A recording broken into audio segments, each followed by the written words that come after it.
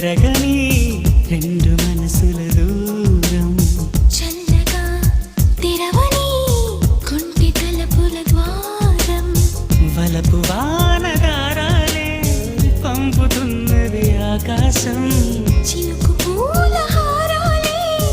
అల్లుతున్నది మన కోసం తడిపి తడిపి తనతో నడిపి హరివిల్లును వంతెన వేసిన శుభవేళ వర్షం సాక్షిగా